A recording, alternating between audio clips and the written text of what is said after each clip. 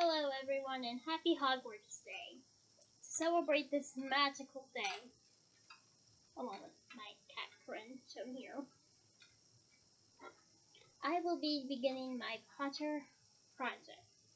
This entails me reading all 7 Harry Potter books for you to listen to at your leisure.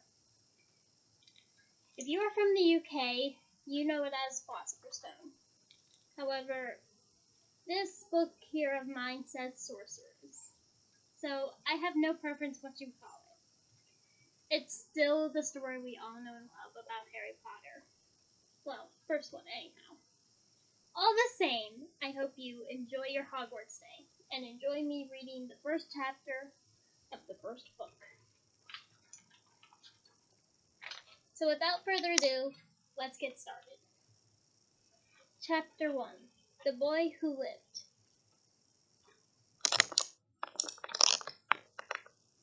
Mr. and Mrs. Dursley of number 4 Pivot Drive were proud to say that they were perfectly normal, thank you very much. They were the last people you'd expect to be involved in anything strange or mysterious because they just didn't hold with such nonsense. Mr. Dursley was the director of a firm called Grunnings, which made drills. He was a big, beefy man with hardly any neck, although he did have a very large mustache. Mrs. Dursley was thin and blonde and had nearly twice the usual amount of neck, which came in very useful as she spent so much of her time craning over garden fences spying on the neighbors. The Dursleys had a small son called Dudley, and in their opinion there was no finer boy anywhere. The Dursleys had everything they wanted, but they also had a secret, and their greatest fear was that somebody would discover it.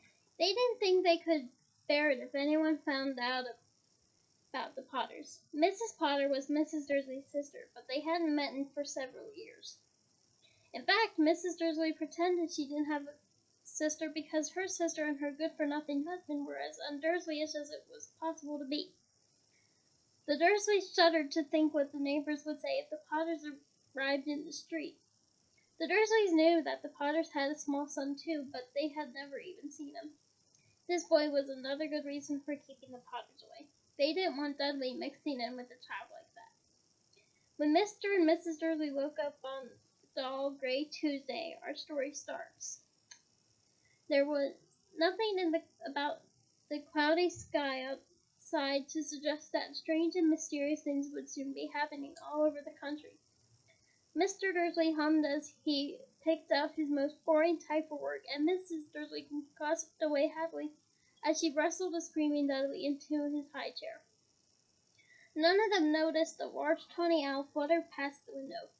At 8:30, Mr. Dursley picked up his briefcase, pecked Mrs. Dursley on the cheek, and tried to give Dudley a goodbye, but missed because Dudley was now having a tantrum and throwing his cereal dolls. "Little tyke," chortled Mr. Dursley as he left the house. He got into his car and backed out of number 4's drive. It was on the corner of the street that he noticed the first sign of something peculiar: a cat reading a map. For a second, Mr. Dursley didn't realize what he had seen. Then he jerked his head around to look again. There was a tabby cat standing on the corner of Pivot Drive, but there wasn't a map in sight. What could he have been thinking of? It must have been the trick of the light. Mr. Dursley blinked and stared at the cat. It stared back. As Mr. Dursley drove around the corner and up the road, he watched the cat in his mirror. It was now reading the sign that said Pivot Drive. No, looking at the sign. Cats couldn't read maps or signs. Mr. Dursley gave himself a little shake and put the cat out of his mind. As he drove toward town, he thought of nothing except the large order of drills he was hoping to get that day. But on the edge of town, drills were driven out of his mind by something else. As he sat in the usual morning traffic jam, he couldn't help but noticing there seemed to be a lot of strangely dressed people about. People in cloaks. Mr. Dursley couldn't bear people who dressed in funny clothes. The get-ups you saw in young people. He supposed this was some stupid new fashion. He drummed his fingers on the steering wheel, and his eyes fell on a huddle of these weirdo standing quite close by. They were whispering excitedly together. Mr. Dursley was enraged to see that a couple of them weren't in at all. Why, that man had to be older than he was and wearing an emerald green cloak. The nerve of him! But then it struck Mr. Dursley that this was probably some silly stunt. These people were obviously collecting for something. Yes, that would be it. The traffic moved on, and for a few minutes later, Mr. Dursley arrived in the Greenwich parking lot, his mind back on drills. Mr. Dursley sat on his back with the window in his office on the ninth floor. If he hadn't, he might have found it harder to concentrate on drill learning. He didn't see the elves swooping in past in broad daylight, though people down in the street did. They pointed and gazed open-mouthed as owl after owl sped overhead. Most of them had never seen an owl even at night time. Mr. Dursley, however, had a perfectly normal owl-free morning. He yelled at 5 different people, he made several important telephone calls, and shouted a bit more. He was in a very good mood until lunchtime, when he thought he'd stretch his legs and walk across the road to buy himself a bun from the bakery. He'd forgotten all about the people in cloaks until he passed a group of them next to the baker's. He eyed them angrily as he passed. He didn't know why, but they made him uneasy. This bunch were whispering excitedly too, and he couldn't see a single collecting pin. It was on his way back past them, clutching a large donut in a bag, that he caught a few words of what they were saying. The Potters, that's right, that's what I heard. Yes, there's some heavy. Mr. Dursley stopped dead. Fear flooded him. He looked back at the whispers as if he wanted to say something to them, but thought better of it. He dashed back across the road, hurried up to his office, snapped at his secretary not to disturb him, seized his telephone, and had almost finished dialing his home number when he changed his mind. He put the receiver back down and stroked his mustache, thinking no, he was being stupid. Potter wasn't such an unusual name. He was sure there were lots of people called Potter who had a son called Harry. Come to think of it, he wasn't even sure his nephew was called Harry. He'd never even seen a boy. It might have been Harvey or Harold. There was no point in worrying Mrs. Dursley. She always got upset at any mention of her sister. He didn't blame her, if he'd had a sister like that. But all the same, those people in cloaks. He found it a lot harder to concentrate on drills that afternoon, and when he left the building at 5 o'clock, he was still so worried that he walked straight to someone outside the door. Sorry, he grunted as the tiny old man stumbled and almost fell. It was a few seconds late before Mr. Dursley that the man was wearing a violent coat. He didn't seem at all upset at being already almost knocked to the ground. On the contrary, his face split into a wide smile, and he said in a squeaky voice that made passerby stare, "Don't worry, my dear sir, for nothing could upset me today. Rejoice, for you know who has gone at last. Even Michaels like yourself should be celebrating this happy, happy day." And the old man hugged Mr. Dursley around the middle and walked off. Mr. Dursley stood rooted to the spot. He had been hugged by a complete stranger. He also thought he had been called a muggle, whatever that was. He was rattled. He hurried to the car and set off for home, hoping he was imagining things which he had never hoped before because he didn't approve of imagination. As he pulled into the driveway of number 4, the first thing he saw, and it didn't improve his mood, was the tabby cat that he spotted this morning. It was now sitting on his garden wall. He's sure it was the same one. It had the same markings around its eyes. "Shoo!" said Mr. Dursley loudly. The cat didn't move. It just gave him a stern look. Was this normal cat behavior? Mr. Dursley wondered. Trying to pull himself together, he let himself in the house. He was still determined not to mention anything to his wife. Mrs. Dursley had a nice normal day.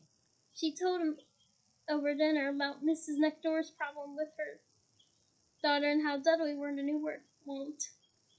Mr. Dursley tried to act normally. When Dudley had been put to bed, he went into the living room to catch the last report on the evening news. And finally, bird watchers everywhere have reported that the nation's owls have been behaving very unusually today. Although owls normally hunt up night and are hardly ever seen in daylight. There have been hundreds of sightings of these birds flying in every direction since sunrise.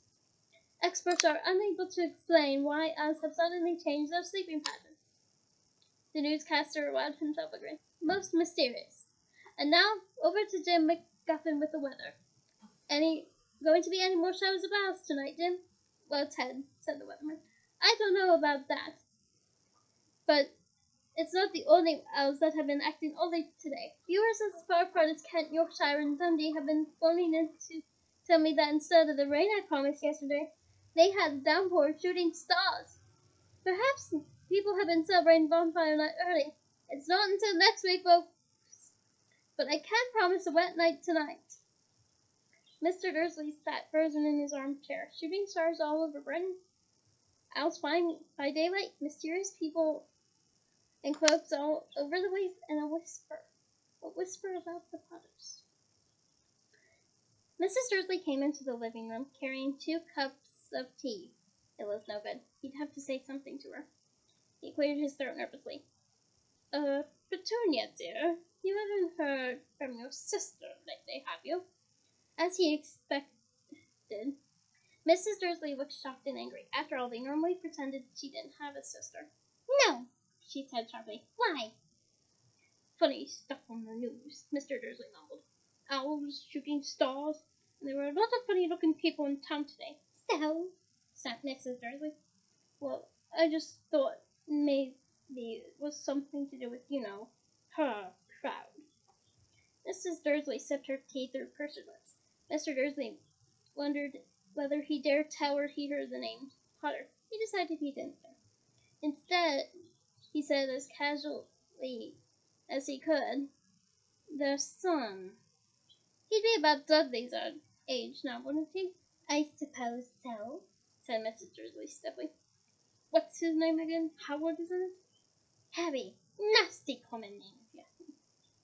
Oh, yes, said Mr. Dursley, his heart sinking horribly. Yes, I quite agree. He didn't say another word on the subject as they went upstairs to bed. While Mrs. Dursley was in the bathroom, Mr. Dursley crept to the bedroom window and peered down the front gate. The cat was still there. It was staring down Pivot Drive as though it were waiting for something. When he was imagining things, could all of this have anything to do with the Potters? If it did, if it got out they were related to a pair of, well, he didn't think he could bear it. The Dursleys got into bed. Mrs. Dursley fell asleep quickly as Mr. Dursley lay like turning it all over in his mind. His last comforting thought before he fell asleep was that even if the Potters were involved, there was no reason for them to come near him and Mrs. Dursley. The Potters knew very well that he and Petunia thought about him, and their kind. He couldn't see how he and Petunia could get mixed up in anything might be going on. He yawned and turned over. It couldn't affect them. How very wrong he was. Mr. Dursley might have been drifting off into an uneasy sleep, but the cat on the wall outside was showing no sign of sleepiness. It was sitting as still as a statue, its eyes fixed unblinkingly on the far corner of Pivot Drive. It didn't so much as quiver when a car door slammed on the next street, nor when 2 owls swooped overhead. In fact, it was nearly midnight before the cat moved at all. A man on the corner the cat had been watching appeared so suddenly and silently you'd have thought he'd just popped out of the ground. The cat's tail twitched and its eyes narrowed. Nothing like this man had ever been seen on Pivot Drive. He was tall, thin, and very old, judging by the silver in his hair and beard, which were both long enough to tuck into his belt. He was wearing long robes, a purple cloak that swept to the ground, and high-heeled, buckled boots. His blue eyes were light, bright, and sparkling behind half-moon spectacles, and his nose was very long and crooked, as though it had been broken at least twice. This man's name was Albus Dumbledore. Albus Dumbledore didn't seem to realize that he had just arrived in a street where everything from his name to his boots was unwelcome.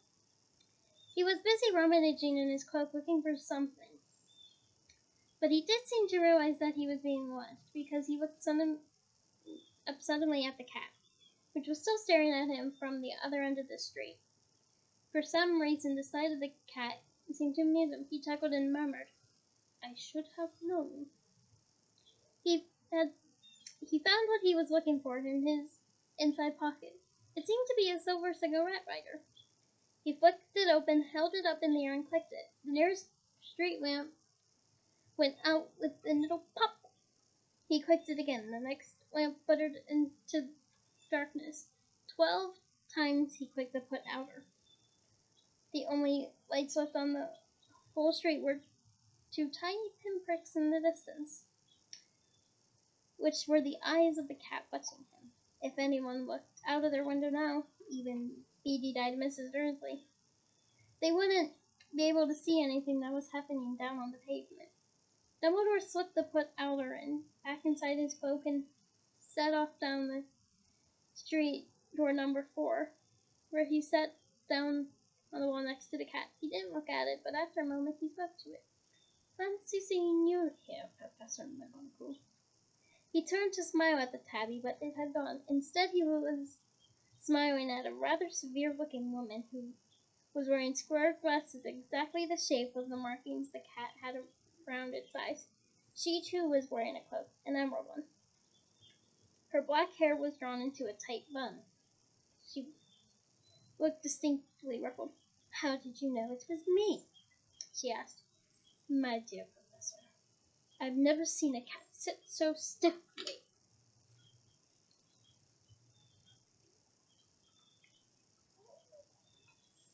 "You'd be stiff if you'd be sitting on a brick wall all day," said Professor McGonagall. "All day? When you could have been celebrating. I must have passed a dozen feasts and parties on my way here." Professor McGonagall sniffed angrily. "Oh, yes, everyone's celebrating all right." Oops, wrong voice. "Oh, yes, everyone's celebrating all right," she said impatiently. "You'd think they'd be a bit more careful, but no, even the Muggles have noticed something going on. It was on their news." She jerked her head back at the Dursleys' dark living room window. "I heard it. Flocks about shooting stars. Well, they're not completely stupid. They were bound to notice something. Shooting stars down in Kent. I bet that was Deadest Stickle. He never had much sense." "You can't blame them," said Dumbledore gently. "We've had precious little to celebrate for 11 years. "I know that," said Professor McGonagall irritably. "But that's no reason to lose our heads. People are being downright careless, out on the streets in broad daylight, not even dressed in Muggle clothes, swapping rumors." She drew a sharp sideways glance at Dumbledore here, as though hoping he was going to tell her something, but he didn't, so she went on. "A fine thing it would be if on the very day you-know-who seems to have disappeared at last, the Muggles found out about us all. I suppose he really has gone, Dumbledore."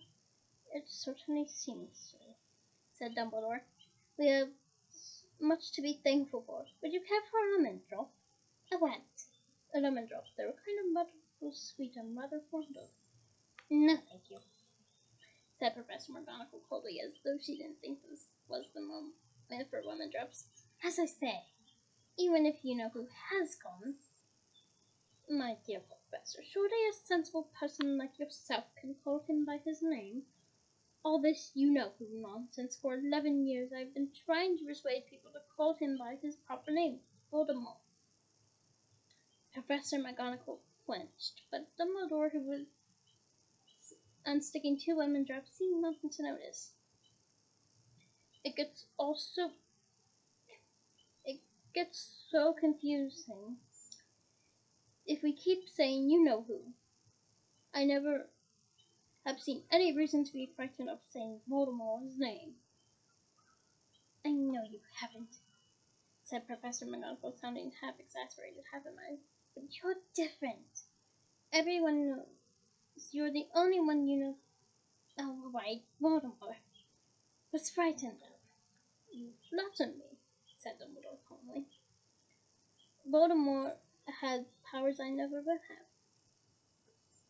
"Only because you're too, well, noble to use them. It's lucky it's dark. I haven't lost this much since Madame Pomfrey told me she liked my new earmuffs. Professor McGonagall shot a sharp look at Dumbledore and said, "The owls are nothing next to the rumors that are flying around. You know what everyone's saying about why he's disappeared, about what finally stopped him?" It seemed that Professor McGonagall had reached the point she was most anxious to discuss. The real reason she had been waiting on a cold, hard wall all day, for neither as a cat nor as a woman had she fixed Dumbledore with such a piercing stare as she did now. It was plain that whatever everyone was saying, she was not going to believe it until Dumbledore told her it was true. Dumbledore, however, was choosing another lemon drop and did not answer. "What they're saying," she pressed on, "is that last night Voldemort turned up in Godric's Hollow. He went to find the Potters. The rumors that Lily and James Potter are that they're dead." Dumbledore bowed his head. Professor McGonagall gasped. "Lily and James, I can't believe it. I didn't want to believe it. Oh, Albus." Dumbledore reached down and patted her on the shoulder. I know, he said heavily. Professor McGonagall's voice trembled as she went on. "That's not all. They're saying he tried to kill the Potter's son Harry, but he couldn't. He couldn't kill that little boy. No one knows how or why, but they're saying that when he couldn't kill Harry Potter, Voldemort's power somehow broke. That's why he's gone." Dumbledore nodded. It's true," faltered Professor McGonagall. "After all he's done, all the people he killed, he couldn't kill a little boy. It's just astounding of all the things to stop him." "But how in the name of heaven did Harry survive?" "You can only guess," said Dumbledore. "We may never know." Professor McGonagall pulled out a lace handkerchief and dabbed at her eyes beneath her spectacles. Dumbledore gave a great sniff as he took a golden watch from his pocket and examined it. It was a very odd watch. It had 12 hands, but no numbers. Instead, little planets were moving around the edge. It must have made sense to Dumbledore, though, as he put it back in his pocket and said, "Hagrid's right. I suppose it was he who told you I'd be here, by the way." "Yes," said Professor McGonagall. "And I don't suppose you're going to tell me why you're here of all places?" "I've come to bring Harry to his aunt and uncle. They're the only family he has left now." "You don't mean... You can't mean the people who live here!" cried Professor McGonagall, jumping to her feet and pointing at number 4. "Dumbledore, you can't. I've been watching them all day. You couldn't find 2 people who are less like us. And they've got this son. I saw him kicking his mother all the way up the street, screaming for sweets. Harry Potter, come and live here!" "It's the best place for him," said Dumbledore firmly. "His aunt and uncle will be able to explain everything to him when he's older. I've written them a letter." "A letter!" repeated Professor McGonagall faintly, sitting back down on the wall. "Really, Dumbledore, you think you can explain all this in a letter? These people never understand him. He'll be famous, a legend. I wouldn't be surprised if he was known as if today was known as Harry Potter Day in the future. There will be books written about Harry. Every child in our world will know his name." "Exactly," said Dumbledore, looking very seriously over the top of his half-moon glasses. "It would be enough to turn any boy's head. Famous before he can walk into a famous for something he won't even remember. Can't you see how much better off he'll be growing up away from all that until he's ready to take it?" Professor McGonagall opened her mouth, changed her mind, swallowed, and then said, Yes, you're right, of course. But how is the boy getting here, Dumbledore?" She eyed his cloak suddenly as though he might be hiding Harry underneath it. Hagrid greeted him. "You think it wise to trust Hagrid with something as important as this. I would trust Hagrid with my life, said Dumbledore. I'm not saying his heart isn't in the right place, said Professor McGonagall grudgingly. But you can't pretend he's not careless. He does tend to. What was that? A low rumbling sound had broken the silence around them.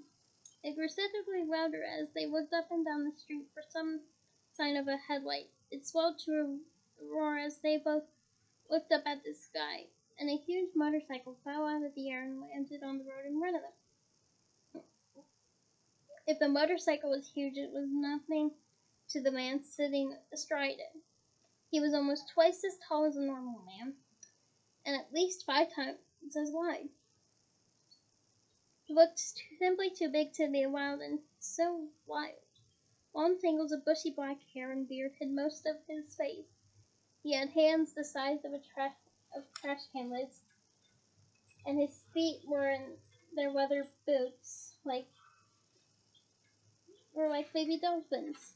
In his vast, muscular arms, he was holding a bundle of blankets. Hagrid, said Dumbledore, sounding relieved.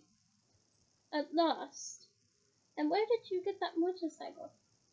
Follow me, Professor Dumbledore, sir, said the giant, climbing back carefully off the motorcycle as he spoke. The unserious Black lent it to me. I've got him, sir. No problems with it? No, sir. House was almost destroyed, but I got him out right before the muggle started swarming around. He fell asleep as we were flying over Bristol. Dumbledore and Professor McGonagall bent forward for the bundle of blankets. Inside, just visible, was a baby boy fast asleep under a tuft of jet black hair over his forehead. They could see a curiously shaped cut like a bolt of lightning. Is that where? Whispered Professor McGonagall. Yes, said Dumbledore. I'll have that scarf forever. Couldn't you do something about it, Dumbledore? Even if I could, I wouldn't. Scarves can come in handy. I have one myself above my left knee that is the perfect map of London Underground. Well, give him here, Hagrid. We'd better get this over with. Dumbledore took Harry in his arms and turned toward the Dursleys' house. Could I say goodbye to him, sir? Asked Hagrid. He bent his great shaggy head over Harry and gave him what must have been a very scratchy, whiskery kiss. Then suddenly Hagrid let out a howl like a wounded dog. Shh! Hissed Professor McGonagall. You'll wake the muggles. Sorry, sobbed Hagrid, taking out a large spotted handkerchief and burying his face in it. But I can't stand it. Letting a giant dead and poor little Harry Austin live with muggles. Yes, it's all very sad, but get a grip on yourself, Hagrid. You will be found, Professor McGonagall whispered, patting Hagrid gingerly on the arm as Dumbledore stepped over the low garden wall and walked to the front door. He laid Harry gently on the doorstep, took a letter out of his cloak, tucked it inside Harry's blankets, and then came back to the other two. For a full minute, the three of them stood and looked at the middle bundle. Hagrid's shoulders shook. Professor McGonagall blinked furiously, and the twinkling light that usually shone from Dumbledore's eyes seemed to have gone out. Well, said Dumbledore finally, that's that. We've no business staying here. We may as well go and join the celebrations. Yeah, said Hagrid in a very muffled voice.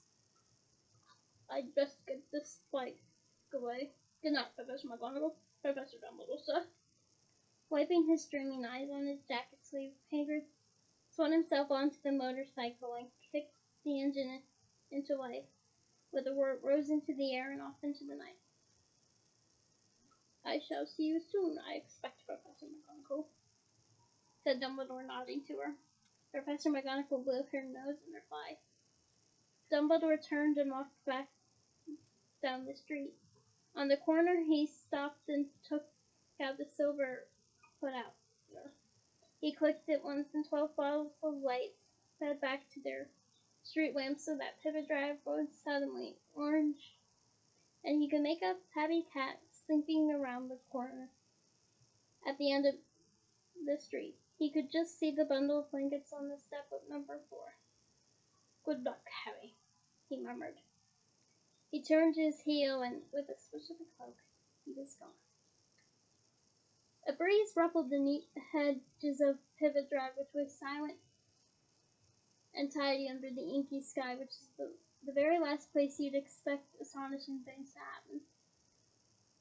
Harry Potter rolled over inside his blankets without waking up. One small hand closed on the letter beside him, and he slept on, not knowing he was special, not knowing he was famous, not knowing he would be woken in a few hours' time by Mrs. Dursley's scream as she opened the front door to put out the milk bottles, nor that he would spend the next few weeks being prodded and pinched by his cousin Dudley. He couldn't know at this very moment. People meeting in secret all over the country were holding up their glasses and saying in hushed voices, "To Harry Potter, the boy who lived."